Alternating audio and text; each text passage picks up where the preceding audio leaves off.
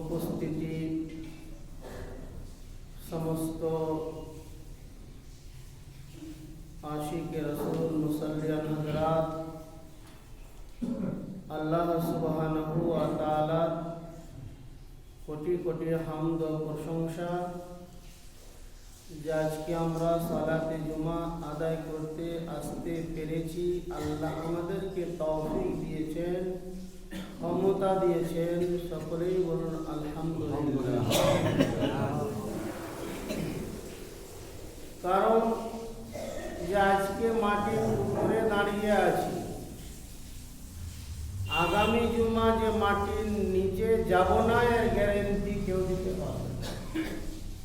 আগামী জুমা যে মসজিদে আসতে পারবো, আগামী জুমা যে আমি আল্লাহর কাছে কেঁদে কেঁদে দোয়া করতে পারবো, সালাতে জুমা আদায় করতে আসতে পারবো, এমন কোনো পাহাড়ওয়ান বাহাদুর হয়নি যে গ্যারেন্টি দিয়ে বলবে যে আগামী জুমা আমি অবশ্যই আসবো।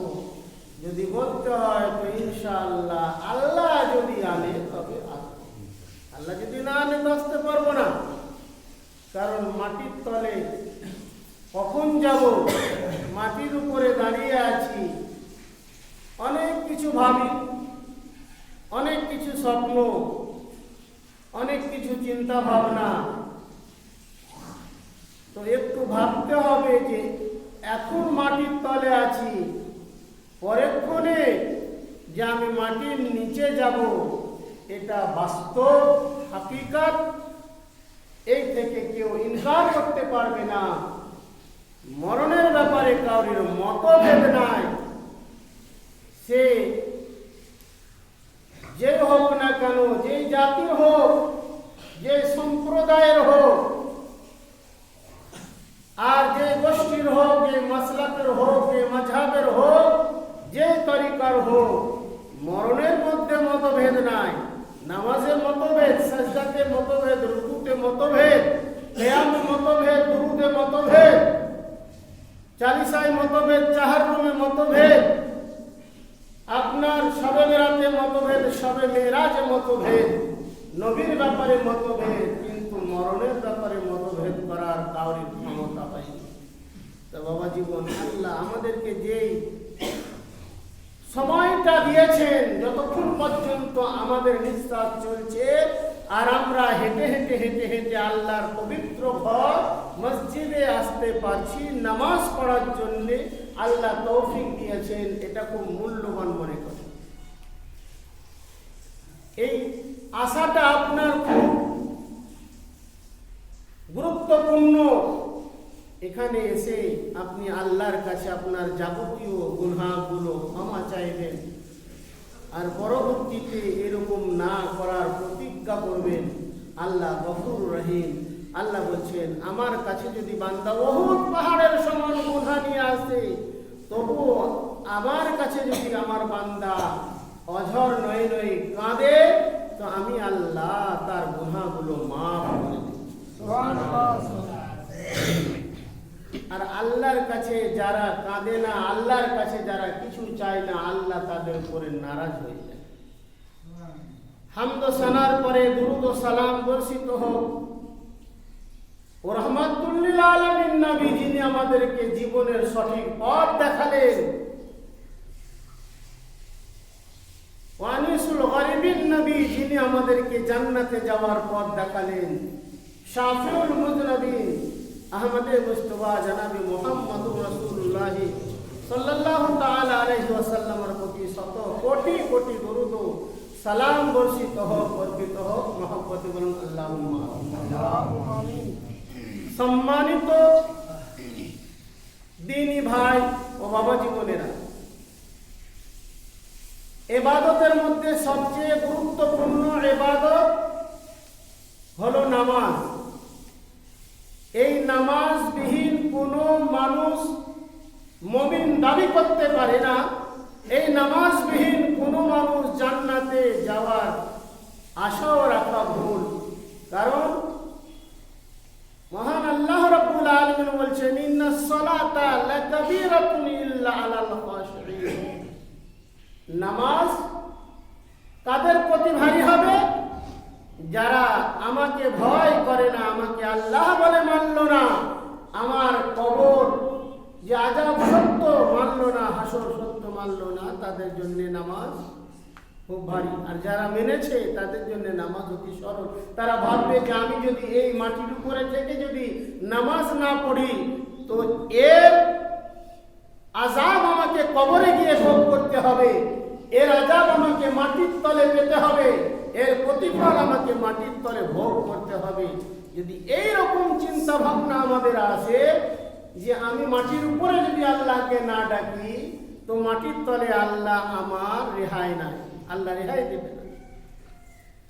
তো সেই নামাজের ব্যাপারে অনেক দিন থেকে আলোচনা হচ্ছে। নামাজের আলোচনা শেষ হওয়ার নয়, কারণ নামাজের ফরজ 60টা সংক্ষেপে বলা হয়েছে, আর নামাজের ওয়াজিব হলো 34টা, আর নামাজের সুন্নাত হলো 64টা, আর নামাজের মুস্তাহাব হলো 21টা। মানে আপনি 2 রাকাত নামাজ পড়বেন, এই 2 রাকাত নামাজের মধ্যে 7টা ফরজ জিনিস আছে, 34টা ওয়াজিব জিনিস আছে, 64টা সুন্নাত জিনিস আছে, আর 21টা মুস্তাহাব জিনিস আছে। এতগুলো নিয়ে একদম নিখুঁত মুকাম্মাল নামাজ তৈরি হয়েছে। যে নামাজটা আল্লাহ চাইছেন, যে নামাজের ব্যাপারে আমার দয়ার নবীজি বললেন, সল্লু কামা রাআইতুমুনি উসাল্লি, যেমন ভাবে আমাকে নামাজ পড়তে দেখেছো তেমনি ভাবে নামাজ তোমরা আদায় করো, সালাত আদায় করো। সালাত হচ্ছে তোমাদের জীবনের মেন ইবাদত। যে ব্যক্তির মধ্যে সালাত নাই, যারা নামাজ আদায় করে না, তারা এখন পর্যন্ত শয়তানের গোলামি থেকে বেরিয়ে আসতে পারেনি, শয়তানের জাল থেকে তারা এখনো বেরিয়ে আসতে পারেনি। তো আলোচনা হয়েছিল 7টা ফরজের, ওয়াজিব বাকি ছিল। ওয়াজিব সম্পর্কে আমি সামান্য একটু টাচ দিয়ে দিই। ভালো করে বুঝেন যে ফরজ নামাজ, নামাজের মধ্যে যেগুলো ফরজ জিনিস যদি ছুটে যায়, ভুলে ছুটুক বা জেনে ছুটুক, নামাজ হবে না, ঘুরিয়ে পড়তে হবে। মিসাল স্বরূপ, উপমা স্বরূপ, আপনি রুকু করলেন না, সাজদায় চলে গেছেন, সাজদায় গিয়ে ভাবলেন যে আমি তো রুকু করলাম না, সাজদা হয়ে গেল আমার, যাকে সহসিজদা করে দেব, এরকম ভুল করবেন না। সহসিজদায় হবে না, কারণ রুকু হলো ফরজ জিনিস, ফরজ জিনিসের সহসিজদা দ্বারা ওর পরিপূর্ণ করা যায়। আর ওয়াজিব জিনিস যেগুলো আছে, ওয়াজিব জিনিসগুলো যদি ভুলে ছুটে যায় তবে সহসিজদার দ্বারাই পরিপূর্ণ করা যায়। কিন্তু জেনে বুঝে কেউ যদি ওয়াজিব জিনিস ছেড়ে দেয় তার নামাজ হবে না, আবার ঘুরিয়ে পড়তে হবে। আর সুন্নাত জিনিস যদি ছুটে যায়, জেনে ছাড়ুক আর ভুলে ছাড়ুক, নামাজ হয়ে যাবে, নামাজের মধ্যে কোনো ত্রুটি হবে না, কিন্তু নেকি কম হয়ে যাবে। এ হলো সুন্নাতের মশলা।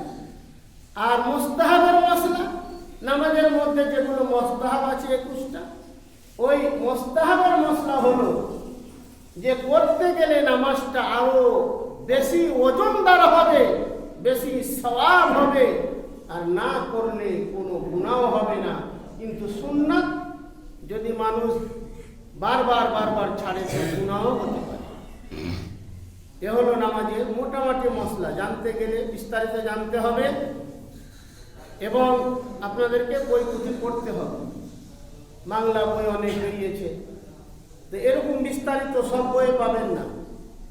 চেষ্টা চলছে যে ওই রকম বিস্তারিত একটা বই লেখা চলছে, সেটা লেখা কমপ্লিট হলে ইনশাল্লাহ আপনাদের সামনে আসবে। আর এখন যেগুলো মার্কেটে নামাজের শিক্ষার বই চলছে, ওগুলোতে এইসব জিনিস খুঁজে পাওয়া যাবে না বিস্তারিত। তো আজিজানে মোহতারাম, মুআজ্জাজ সামিনে ইকরাম, নামাজের ওয়াজিব জিনিসগুলো আমাদেরকে জেনে নেওয়া দরকার। ফরজ জানলাম, নামাজের ওয়াজিব 34টা আছে, সেগুলো জেনে নেওয়া অবশ্যই দরকার। কারণ জেনে ছুটে গেলে নামাজ হবে না, ভুলে ছুটতে গেলে সহজসিদ্ধা লাগবে। এবার আপনি ছেড়ে দিয়েছেন কিন্তু ভুলে গেছেন, সহজসিদ্ধা করলেন না। যে নামাজে সহজসিদ্ধা আপনার উপরে ওয়াজিব হয়েছে, সহজসিদ্ধাও যদি না করেন তো নামাজটাই বাতিল। তাকবীরে তাহরিমাতে আল্লাহু আকবার বলা, এটা হলো ওয়াজিব। সূরা ফাতিহা পুরো পড়া, অর্ধেকটা পড়লে হবে না। সূরা ফাতিহার সঙ্গে সূরা মিলানো ওয়াজিব। ফরজ নামাজে প্রথম 2 রাকাতে আলহামদুর পরে সূরা মিলানো ওয়াজিব। নফল বেতর সুন্নতে প্রত্যেক রাকাতে, নফলে আর বেতরে আর সুন্নতের প্রত্যেক রাকাতে ফাতিহার পরে সূরা মিলানো ওয়াজিব। সূরা ফাতিহার পুরা সূরা পড়া ওয়াজিব। সূরা পূর্বে কেবল একবার ফাতিহা পড়বেন, ডবল ডবল ফাতিহা না। এমন সময় আমাদের দেখা যায় যে আপনার কদরের রাত্রে নামাজ পড়ছেন, কেউ শবে রাতে রাতে নামাজ পড়ছেন, তো অনেক সময় মশলা আছে যে আপনি কুল হুয়াল্লাহ যতবার পড়েন পড়ে যান, কিন্তু ফাতিহা একবারই পড়তে হবে, আলহামদুলিল্লাহ সূরা একবারই পড়তে হবে। অন্যান্য সূরা আপনি যত পারেন, আপনি দাঁড়িয়ে হতে 1 ঘন্টা পড়েই যাচ্ছেন, কেরাত করে যাচ্ছেন, একটার পর একটা সূরা, একটার পর একটা সূরা, 1 পারা 2 পারা 3 পারা করে যত মুখস্থ আছে আপনার পড়তে পারেন। এক রেখাতে আপনি যদি মনে করেন আমি অর্ধেক কোরআন শরীফ শেষ করে দিব, তাও পারেন, কিন্তু ফাতিহা একবারই হবে। ফাতিহা ও সূরার মাঝখানে দূরত্ব না রাখা। ফাতিহার পরে আপনি দাঁড়িয়ে গেলেন অনেকক্ষণ, সহজসিদ্ধা ওয়াজিব হয়ে যাবে। কেরাতের পরে তাড়াতাড়ি রুকু করা, কেরাত করলেন, কেরাত করার পরে আপনি দাঁড়িয়ে আছেন, রুকুতে যাচ্ছেন না, কেরাতের পরে সঙ্গে সঙ্গে রুকু করতে হবে, নাহলে সহজসিদ্ধা ওয়াজিব হয়ে যাবে। কওমা করা, কওমা মানে রুকু থেকে সিধা দাঁড়ানো, সিধা যদি না দাঁড়ান তাহলে আপনার নামাজ হবে না, সহজসিদ্ধা নামাজ বাতিল হয়ে যাবে। প্রত্যেক রাকাতে একটি করে রুকু করা, কেউ যদি 2টা রুকু করে দেয় ভুলে, তাহলে সহজসিদ্ধা করবে, আর সহজসিদ্ধা যদি না করে তাহলে তার নামাজটা বাদ হয়ে যাবে। প্রথম সেজদার পরে সঙ্গে সঙ্গে দ্বিতীয় সেজদা করা। প্রথম সেজদা করার পরে আপনি বসে গেলেন, বসেই আছেন, বলছে 3 বার সুবহানা রব্বিয়াল আলা, এই পর্যন্ত যদি বসে যান 3 বার বলা, তো আপনার উপরে সহজসিদ্ধা ওয়াজিব হয়ে যাবে। সেজদার দুটির পায়ের 3টি করে আঙ্গুল এর পিঠ মেঝেতে লেগে থাকা। সেজদায় যখন যাবেন 2 পায়ের 3টা করে আঙ্গুল মেঝেতে যেমন লেগে থাকে, পা যদি উঠে যায় সহজসিদ্ধা ওয়াজিব হয়ে যাবে।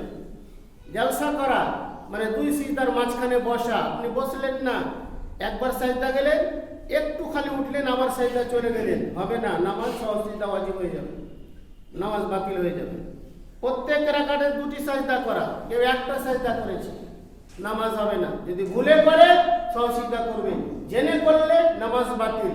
এবং সহজসিদ্ধা ওয়াজিব হয়েছে অথচ করলো না, সালাম ফিরিয়ে দিল, তো নামাজ পুরোটাই ঘুরিয়ে পড়বে।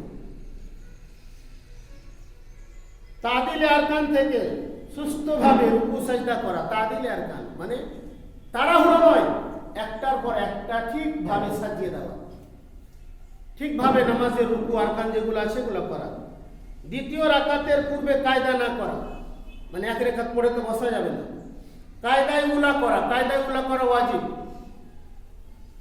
কায়দায় উলা ও আখিরাতে পুরো তাশাহুদ পড়া, আত্তাহিয়াতকে তাশাহুদ বলে, পুরোটা পড়তে হবে। যদি পুরো কেউ না পড়ে তাহলে তার উপর সহজসিদ্ধা ওয়াজিব হয়ে যাবে।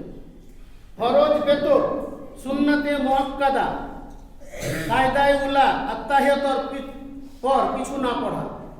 ভালো করে বুঝলেন, ফরজ নামাজে, বেতর নামাজে আর সুন্নতে মুআক্কাদা কায়দায়ে উলাতে, মানে প্রথমে যে বসছেন 4 রাকাতে, তো 2 রাকাতে যখন বসছে, এতে আত্তাহিয়াতর পরে কিছু পড়া যাবে না। যদি আপনি পড়েলেন আপনার উপরে সহজসিদ্ধা ওয়াজিব হয়ে যাবে, ভুলে যদি পড়েলেন, আর জেনে পড়লে নামাজ বাতিল। তৃতীয় রাকাতে কায়দা না করা, চতুর্থ রাকাতের জন্য খাড়া হয়ে যাওয়া। তৃতীয় রাকাতে আপনি উঠছেন,